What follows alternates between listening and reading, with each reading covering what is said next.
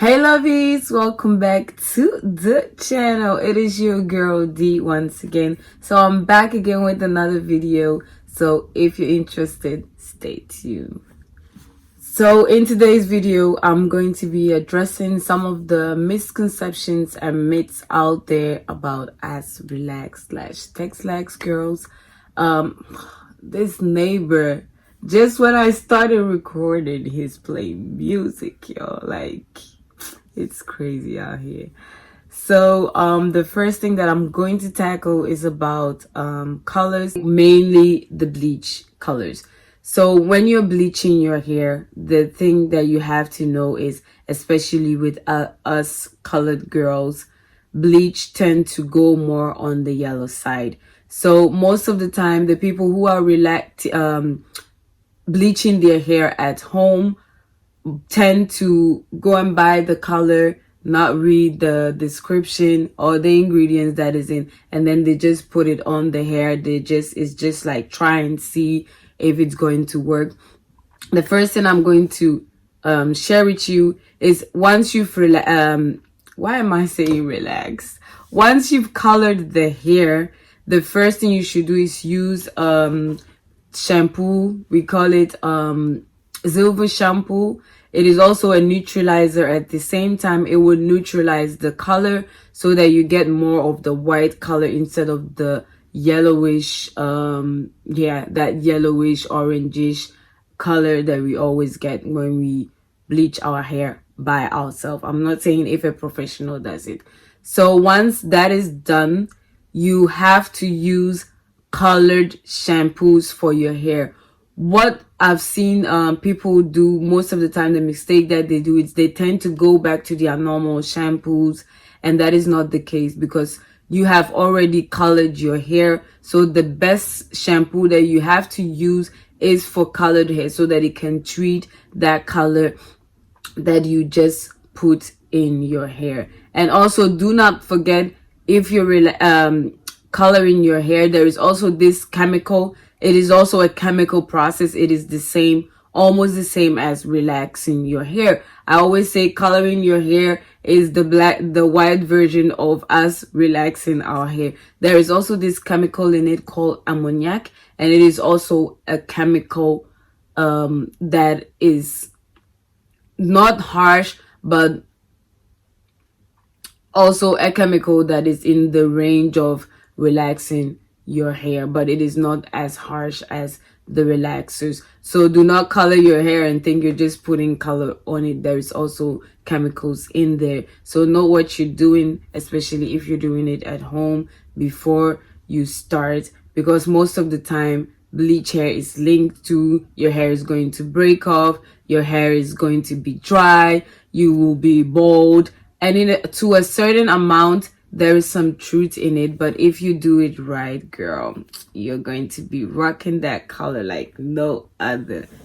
So most of the time too, people linked relaxers with being causing scalp burn, being not good for your hair. But a high quality relaxers will not cause you scalp burn, will not cause your hair to fall out. So that is why I'm always I'm always advocating for you to do your research and choose the best relaxer for you.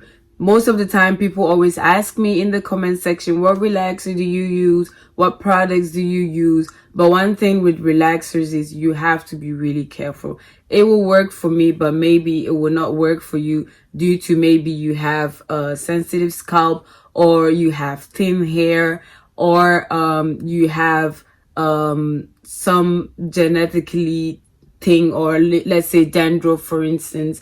That all plays a great role. So when you're doing when you're going to relax, do your research and do use the relaxer that works for you. Some people too are allergic to relaxers. That is the thing that most of the time we forget. You can do the test by getting a relaxer, putting it on the skin or on the scalp, just in front of the scalp, And then, but I'll prefer you using it on the skin, because if you use it on the scalp and you're allergic to it, so you use it on the skin, and if you're allergic to it, just a small amount. You don't have to put all the cream on your hand. You just use a small amount. That is what we do with colors as well, because the thing we forget it, when you're relaxing, when you're coloring your hair rather, there is also this chemical in it. They call it ammoniac. I don't know the English name for it. I think it's the same. And it is also a chemical that can also cause an allergic reaction. So that is the test that we do. We put a small amount on the skin, and then you leave it for some time. And when you're allergic to it, your skin will react to it. So that is the test that you can do to check first if you're allergic to it before you start relaxing your hair. When I was relaxing my hair, one thing that I noticed is I would just buy any and other relaxer that was out there. I remember I used Dark and Lovely, Dr. Miracle, and then Soft and Beautiful. And one thing that I noticed is I will braid up my hair, do a protective style, and then take it out, and then I'll see that the hair has grown a lot. But when I put the relaxer on it, the hair was just start falling out when I was washing it out, and I couldn't quite figure it out what was happening. But now that I've educated myself, I have been able to figure out that was because I was relaxing my hair too frequently. Like, I was relaxing my hair every month. I was not giving the hair enough time to rest, to see new growth before I was relaxing. Once it was 1 month, either when even when I didn't have any new growth or I didn't see any new growth, I was just relax the hair, and I was overlapping the product on the hair. So even if I protective style and I do it again, because of that overlapping, the hair just started falling off, and my hair was so thinned out. It was so dry. It was so short. It came up to this point and it didn't grow further. So that is why stretching is really important. It gives you the time for the hair to rest and the time to the new growth to grow to a certain point that it's visible for you not to overlap when you're relaxing. Water is good for your hair. I know I've said this in my other videos that I did, the video that I did with my cousin Virginia.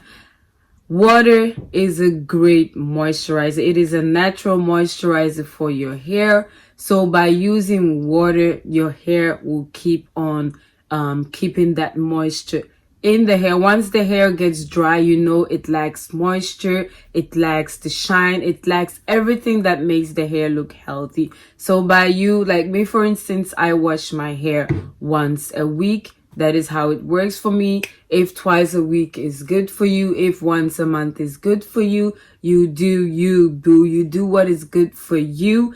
I'm here to just share with you my experience, and then from that you can take from it what works for you and what not. You don't have to do the same thing that I'm doing, because products or stuff or things works different on different hair. So for me, water is a great moisturizer, especially when you're air drying. You wash your hair, you leave that hair alone without using any heat. You can see that the hair is really healthy. That is why I always air dry without using any heat on my hair. I know some people will say they're air drying, but then they'll use a blow dryer. That is not air drying. Air drying is leaving the hair in its natural state, which is water. Water should be your only friend, and that's it. And then afterwards, when it's dry, you can use your moistures, your creams, and your things that you need in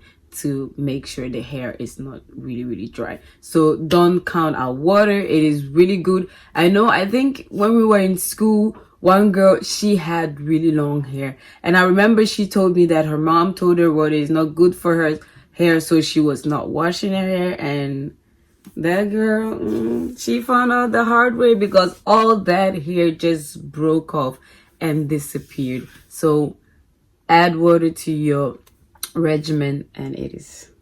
Most of the time too, people linked relaxed hair to being equal to insecurities or you having low self-esteem.